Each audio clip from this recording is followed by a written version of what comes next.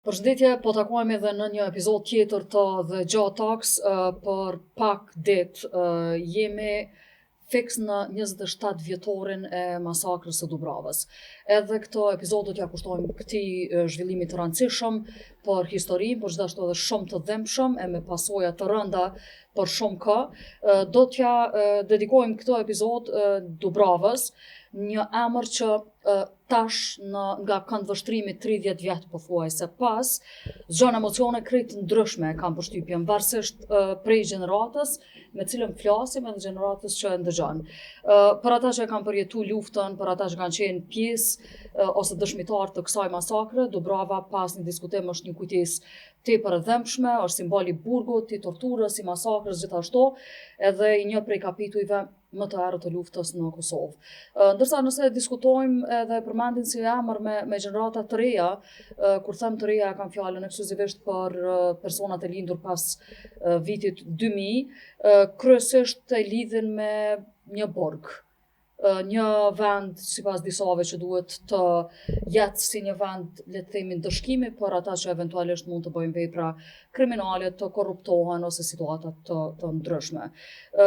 Ideja e bisedës sot është çka po përfaqëson Dubrava sot. Apo rrezikon që në një apo tjetër mënyrë të ndryshojë narrativa, të tjetërsohet ose të harrohet historia. Me mua sot në studio është Bislem Zogaj, ka qenë pjesë e këtyre 5 ditëve, ka ndihmu të burgosur, të plagosur e të masakruar, është i mbijetuar edhe është dëshmitar. Mirë se erdhe zotë Zogaj, faleminderit shumë. Mirë se gjeta, faleminderit shumë për ftesën. Në të njëjtën kohë i falenderoj për vetë faktin e kësaj qasje, këtë përjetor, apo për këtë ngjarje, që mendoj se sot e kësaj dite nuk është bërë as është dashur të bëhet, megjithatë çdo iniciativë që merret pavarësisht nga kush, për ta thënë një të vërtetë që nuk ka nevojë as të smallëhet apo të jepet ngjyrë tjetër, vetëm e vërteta të thuhet, është definitivisht njëra prej ngjarjeve më të rëndësishme që ka nevojë për të gjitha dinë në veçanti gjeneratat e reja për ta kuptuar më mirë atë që ka ndodhur në gjithë këtë periudhë të luftës e në veçanti në burgun e Dubravës, ku burgu i Dubravës është një dëshmi më bindëse, më e paraqitur në mënyrën më të mirë të mundshme për atë që ka bërë pushtuesi serb ndaj popullatës shqiptare, kur dihet që nëpër qytete dhe për vende tjera ka një domethënie tjetër, kurse në burgun e Dubravës kur kemi qenë të parmatosur në gjendje kur nuk ka pas asnjë mundësi të sulmuar dikush dhe kanë bërë atë që nuk do ta bënte asnjë popull ndaj një populli tjetër. Jo pa dyshim që bëni pjesë në këtë grupin e parë të shpjegimit që e dhash se çfarë emocioni zgjon Dubrava kur përmendet për 2 gjenerata të ndryshme. Çka ndjeni tash 30 vjet pas, edhe a besoni që po ruhet e vërteta që ka ndodhur, për cilën keni qenë dëshmitar dhe keni dhënë kontribut në shërim, në ndihmë mjekësore kryesisht të plagosurve dhe të masakruarve në këtë ngjarje? Realisht, pavarësisht se nga ajo që nuk është bërë, as është dashur të bëhet për burgun e Dubravës, fillimisht të krijohet narrativa reale, ajo që ka ndodhur, pastaj pas luftës të mira institucione të ndryshme për trajtimin e të burgosëve në burgun e Dubravës. Unë mendoj se çdo qytetar që ka përjetuar ndonjë masakër do duhet të trajtohej, në veçanti të gjithë të burgosërit që kanë qenë në burgun e Dubravës, që kanë arritur të shpëtohen dhe ende janë gjallë, kanë pas nevojë për një trajtim psikologjik. Kur them këtë trajtim psikologjik, e them se për dallim prej masakrave të tjera dhe ngjarjeve të tjera që ka pas ndoshta ngjarje edhe më të tmerrshme, por periudha që ka zgjatur në burgun e Dubravës është ajo që ka qenë më rënd për ata që kanë jetuar ose ata që kanë shpëtuar nga Dubrava e që është dashur të trajtuar psikologjikisht, sepse ata për 5 ditë çdo moment kanë pritë vdekjen apo vrasjen apo ekzekutimin. Dhe tash 5 ditë ta presh sigurisht se ajo kalon gjurmë në shpirtin e secilit prej tyre. Mendoj që është bërë shumë pak në atë ditë. Po kur ja shtojmë kësaj, tash në fillim narrativen dhe kurve të fundit, kur kemi pa me ekspozitën e fundit që dikush ka interes që edhe narrativën të ndryshoj apo të gjej argumente të paqëndrueshme që asgjë s'kan të bëjnë me të vërtetën dhe mundësinë të vërtetës në atë formë kur flitet se ka pas grupe që kanë provuar të sulmojnë dikën apo të mbrohen në një farë forme, kur ato nuk kemi pas mundësi me asgjë të mbrojmë apo të sulmojmë dikën, sepse as lidhje të kpucave nuk e kemi pas, e lema të flasim për diçka tjetër më shumë. Kështu që edhe po them kjo narrativë që po tenton dikush të ndryshoj, është e dhëshme dhe aq më tepër kur ne të mbijetuarit çdo moment presim që të fillojë diçka në drejtim të asaj të gjykohen ata që kanë organizuar këtë krim, ata që e kanë bërë këtë krim, sepse ka qenë edhe organizim edhe ekzekutor të këtij krimi, dhe ne kur presim që më në fund të dalin ata para gjyqet, ne shohim individ të caktuar që mundohen ta ndryshojnë edhe narrativin e kësaj gjëre. Pra po them, kjo është jashtëzakonisht e tmerrshme për ne që kemi mbijetuar dhe ende jetojmë, edhe sidomos edhe për familjarët e atyre që kanë bërë të vrarë. Zotë Zogaj, gjithmonë e kam përshtypjen që gjithmonë në etapa të ndryshme të historisë ka pas edhe gjithmonë do të ketë shtete, njerëz, individ, grupe të caktuara që kanë interesa të ndryshme me ndryshu narrativën. E kemi pa për shembull Serbinë që krijon filma, përdor kinematografin, po pikërisht për me ndru të vërtetën e Kosovës në favor të Serbisë gjithmonë. Tash, a besoni që kjo do të duhet të ishte një përgjegjësi dhe një barë, kushtimisht po them, përgjegjësi e shtetit me mbrojt vërtetën e vendit edhe të këtyre ngjarjeve kaq të rëndësishme për historinë? Patjetër se kjo është përgjegjësi e shtetit. Nuk mund të largohemi nga përgjegjësia dhe ne të mbijetuarit. Kur them ne të mbijetuarit, po them se është dashur që secili atu ku kemi qenë të bëjmë diçka më shumë, po megjithatë përgjegjësia gjithmonë i bën atij që ka përgjegjësi dhe mundësi më shumë. Në rastin konkret, shteti ka pas mundësi të bëjë. Kur folet jo për filma, e kemi rastin konkret të Kosharës, ku një ngjarje që është gjithçka ish dashur të bëhej ashtu siç ka ndodhur që ushtarët e Shtetit Kombëtar të Kosovës kanë luftuar për shlirimin e vendit dhe Serbia ka bërë filma në interes të tyre apo një narrativ që e qetë se ata kanë pasur drejt. Masakra e Dubrovës herë po them, i ka pas të gjitha elementet që edhe politikisht, po normalisht edhe si film me marrë çmime të ndryshme, të mira, ose po të realizohen vetëm ashtu që ka qenë, pa e smallë, pa e zbukuru, vetëm ashtu si ka qenë, besoj se do të shpërblejmë shpërblime anën banë botës, po mbi gjitha edhe politikisht do ta kishte një përparësi Kosova, sepse për dallim për masakrave tjera, masakra e Dubrovës ka qenë e organizuar në mënyrë institucionale. Kur them mënyrë institucionale, janë disa argumente binjse. Argumenti i parë është që është bërë brenda burgut, brenda mureve të burgut, ku pushtetin dhe organizimin e ka pas shteti serb. Argumenti i dytë, së pakut jemi 50 të burgosur që kemi qelluar në autobusin e parë,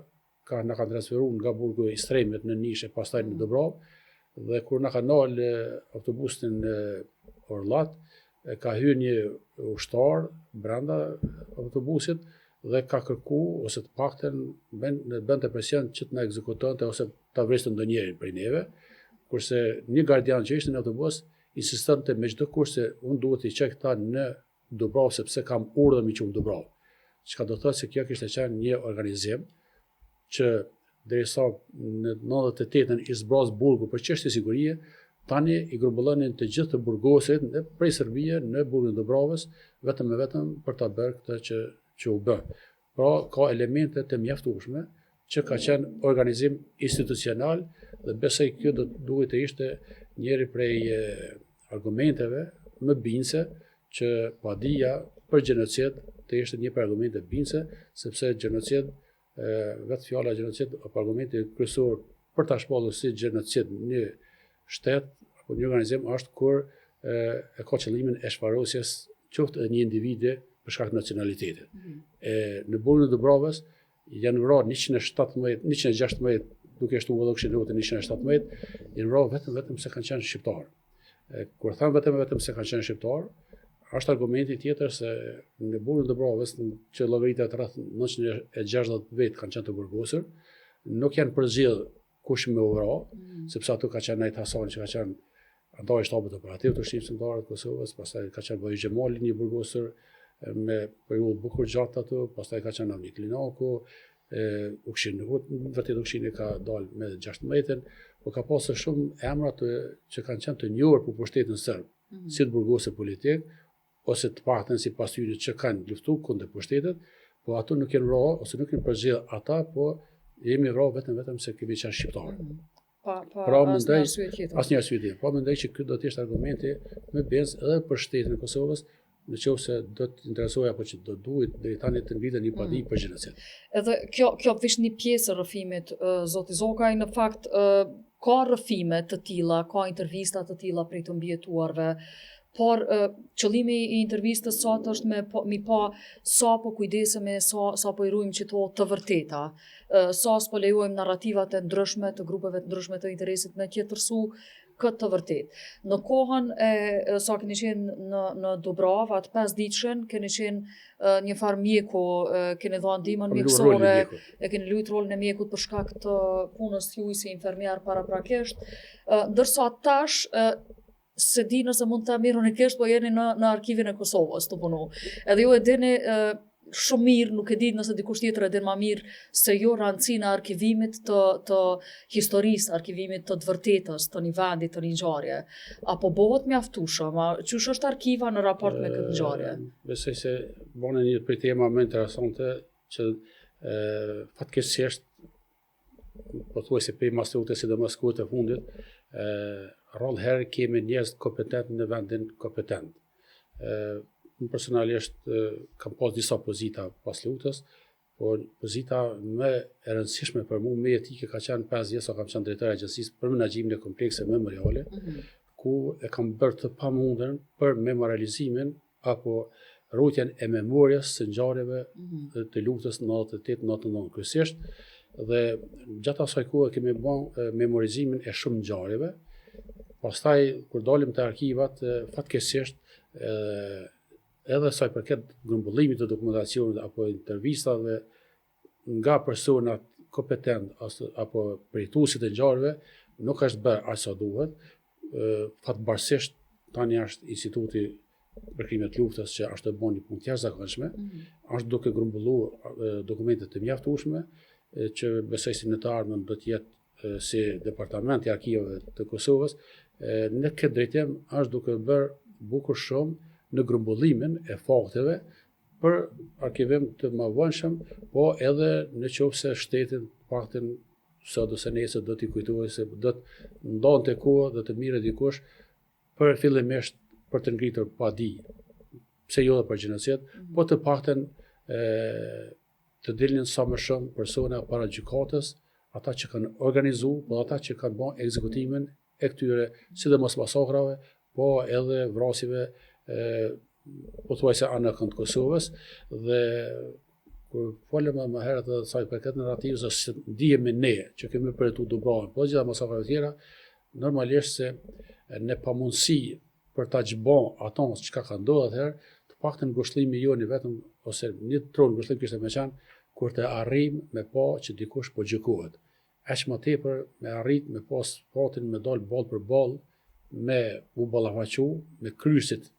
e këtyre krimeve, që fatkeqësisht edhe në këtë drejtim është bërë shumë pak, ku e thunet ndoshta është bërë pak më shumë kur kanë filluar edhe kur është aprovuar ligji për dënim në mungesë. Tani kemi disa akte akuza, por ne po shpresoj që sa më shpejt dhe sa më shumë të kemi individ, kurse sa i përket organizimit shtetëror është diçka tjetër, por të paktën individ të caktuar të ballafaqohemi. Për shembull unë shpirtërisht do lirohesha shumë, po të arrija të paktën me një gardian ose 2 ose 3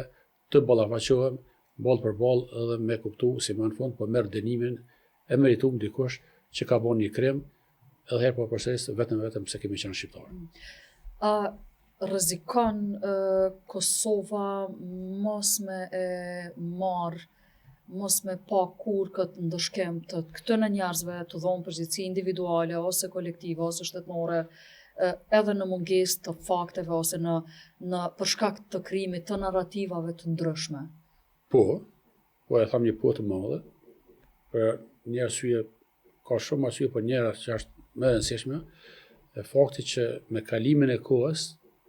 kemi më pak dëshmitar,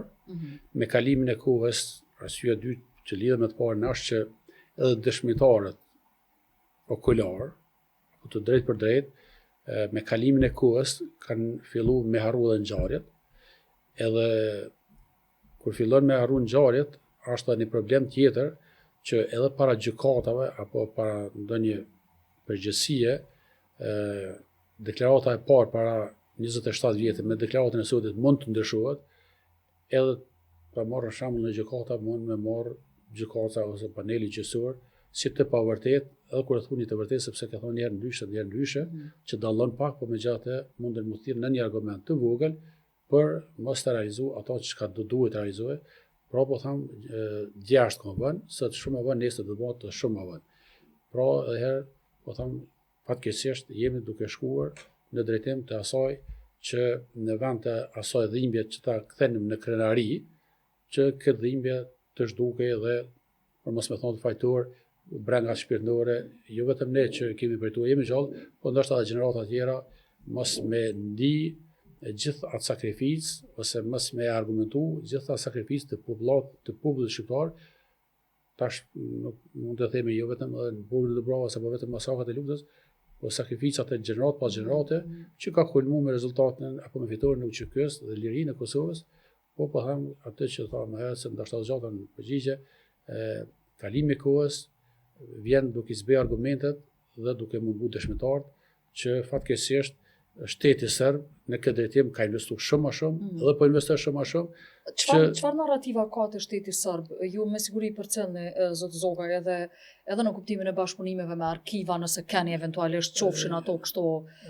ndërkolegiale ose ndonjë diskutim që e keni ose i përcjellni zhvillimet që ndodhin atje. Ç'është është diskutimi në Serbi për Dubravën? Çka thuhet atje? Fatkeqësisht për Dubravën je mundu me shit që ato që fatkeqësisht e pam edhe në sheshin tonë, kur për shembull për Dubravën, kur thuhet se ato ka pas grupe që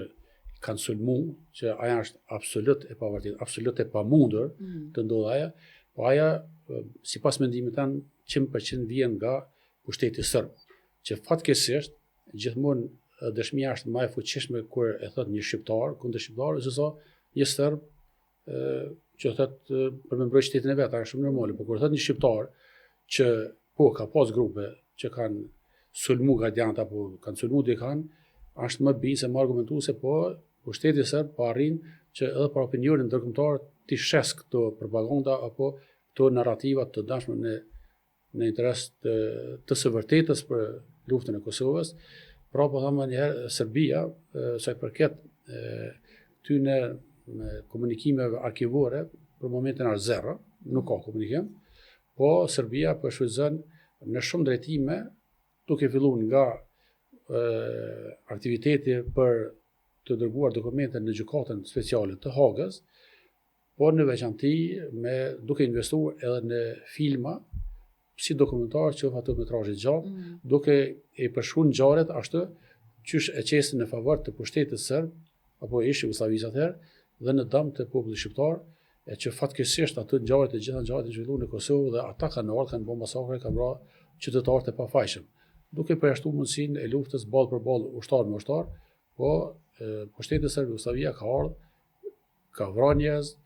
i ka bërë presion apo i ka përzon nga Kosova dhe gjitha format më të këqija të mundshme i ka bërë në Kosovë dhe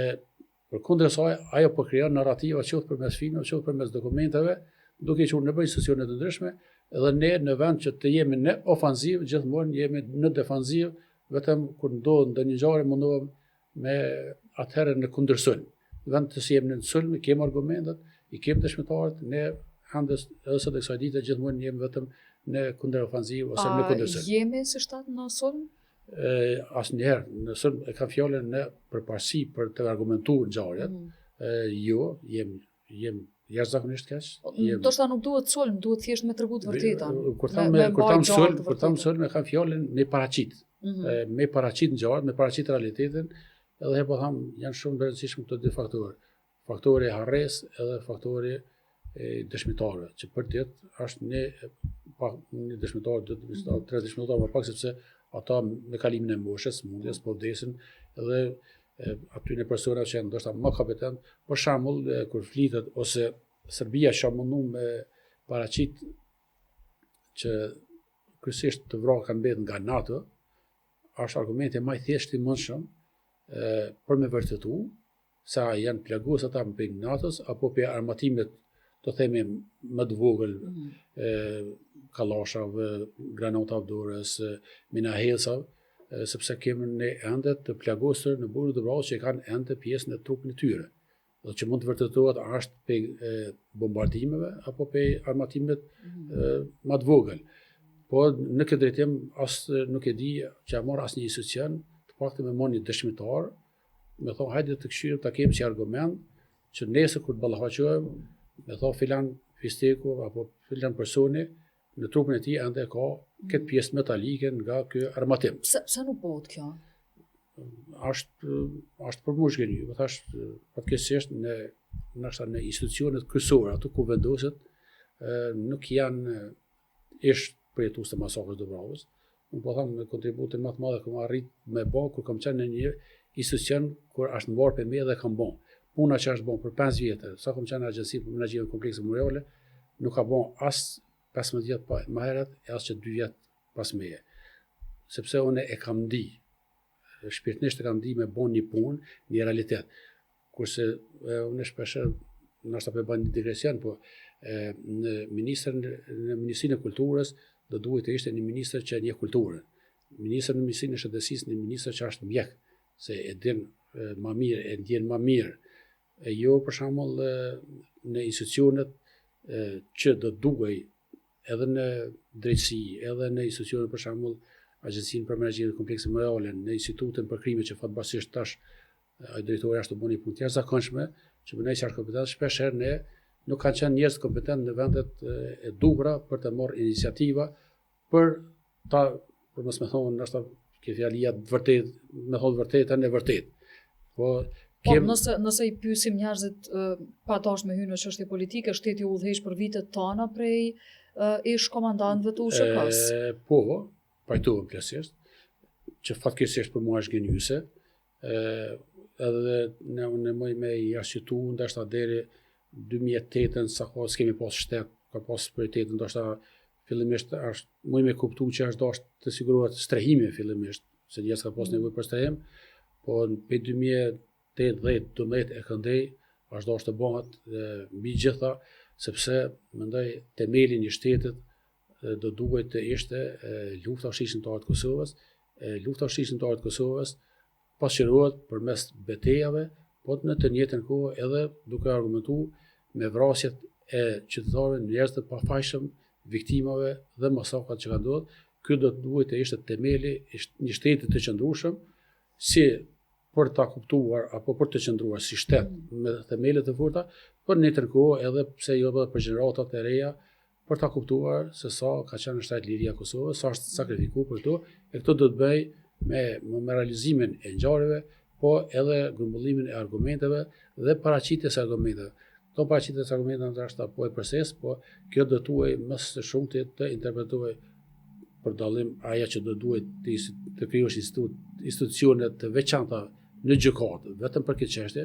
që tani është një sektor po që nuk është i kompletuar në prokurorinë sociale të Kosovës, që është për krimet e luftës, por që ka një staf jashtëzakonisht të vogël, me staf aq të vogël dhe me atë teknik, për flasim teknik, makina, aparate të tjera,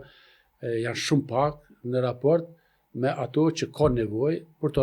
dokumentu, të ngrihen ata akuzat dhe të dënohen ata, po thashë herë mbi gjitha mendoj që edhe filmi është shumë rëndësishëm sepse filmi hyn në shtëpinë e secilit, pa e lyp vjen filmi në shtëpinë.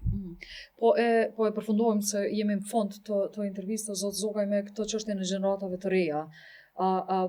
Po rrezikojnë që duket kur komunikojnë me brezat e rinj? A e din, a janë të interesuar me di çka ka ndodhur, ose a ka ndonjë far ide që po tentohet me ndryshe që kjo narrativa për burgun e Dubravës? Është interesant, pyetje shumë interesante se me gjeneratat e reja po mbie ka jemi bisedu. Gjeneratat e reja dëgjojnë shumë me vëmendje se sa gjeneratat që kanë përjetuar luftën ose gjeneratat e mesme. Dëgjojnë me më shumë vëmendje. Me shumë vëmendje, me shumë kurreshtje, edhe një argument është 1%, por argument bens për mua. Tani Instituti për Krime kur e pat një simpozium, një konferencë, edhe shkovën edhe në një panel paraqita rrefimet. Këto rrefime parafërsisht, edhe një studente që kishte me një të njohshëm timen, pas asaj kur ka dëgjuar, ka thonë, sa çudi nuk pas ta dëgjuar si gjërash. Çu shko mundësi më ndodh këto. Do thotë gjenerata e re, besoj si ka më shumë interes me njoft, edhe me besu se sa disa gjeneratat e mesme që themi kanë qenë të lindur në luftë, po si kanë përjetu, si kanë dije, edhe ato që kanë përjetu, do thotë që gjenerata e pas luftës është më interesuar edhe më duket sikur e përjeton më me shpirt, sepse kur ti tregosh ngjarje që kemi përjetuar, nuk mund me kuptu njerëz që ka mundësi njeriu të më bërë një gjë të tillë, sikur masakra në Dubrovës, po dhe shumë masakra të tjera, ndoshta masakra të tjera kur thash ka pas masakra më të rënda, përveç vrasjeve dhe dhënimeve në prezencë familjarëve, ajo që është i te kalon gjithçka njerëzore, po do të thonë këto gjeneratat e reja që kanë përjetuar fare luftën, ma me kurreshti dëgjojnë edhe ma me besim se sa gjeneratat e themi të mesme edhe më vjetra. Prandaj shumë e rëndësishme me mbajt të gjallë, kushtimisht po them, të vërtetën e asaj periudhe dhe me përcjell gjithashtu në gjenerata. Definitivisht mendoj që të gjitha televizionet do duhej pa ndërprerje të përgatiteshin emisione të tilla, dokumentare të tilla, në vazhdimsi, jo vetëm kur janë përvjetuar, sepse edhe përvjetuar pa ka ku paskuar, ditë është përvjetuar Mejës, ditë Përkazit, ditë e Dubravës, si kemi për kështu rregullisht, megjithatë do duhej televizionet të paktën një herë në javë çdo televizion të kishte një emision në këtë drejtim, që gjeneratat e reja të mishrohen më shumë dhe të kuptojnë se besoj që sikur në familje që ne kur mundohemi me përgatit fëmijën për të edukuar dhe për ditë vlerën gjërave, edhe këto do duhet të afusim secili familje me bindje se sa ka qenë shtrenjtë liria për të ditë kuptimin e lirisë, po edhe për të kontribuar vetë për të ardhmen. Ta tash nuk do të kenë nevojë me luftu, por ta ndërtojnë, ta forcojnë shtetin. Sepse shpesh para gjenerata të reja them, njeriu ka mundësi gjithmonë me kontribu për shtetin. Fatmirësisht nuk do të ketë luftë, por shtetin mund ta ngrisin me shkencë, politikë, me kulturë, sport. Për shembull, Melinda Kelmendin, nuk e di çka ka krenarim burrë më të madhe se kur qohet tek Kosova të pret. Secili prej treut mund me bëni një gjatë tillë, qoftë sport, kulturë ose Dua Lipa ose kjo ora. Shembuj kemë. Po, faleminderit shumë zot Zoga, mbi gjitha shumë e rëndësishme kjo që ta ruajmë të vërtetën që ka qenë dhe mos lejohet me u ndërhy nëpërmjet narrativave të ndryshme. Faleminderit shumë për ngjarje, rrëfimin, këndvështrimin e juaj, ekspertizën në arkiva gjithashtu edhe gjithçka që dhatë për emisionin. Faleminderit juve, faleminderit të kënë juve, sepse po them ne jemi munduar në kohën e caktuar me bëra tonë të pamundën, megjithatë do të shkoj hoq të themi gjithë kjo që është bërë, gjithë kjo sakrificë e gjeneratave, nëse nuk e prezantojmë ne, sidomos ju që jeni në media, përmes mediave, sepse ju keni mundësi të hyni në shtëpitë tona edhe pa vullnetin tonë. Prandaj ju uroj, ju përgëzoj, megjithatë pa më herë ju uroj që të vazhdoni në këtë drejtim, sepse ka nevojë sidomos gjeneratari. Faleminderit edhe ju. Miru takofshim në episodin e radhës.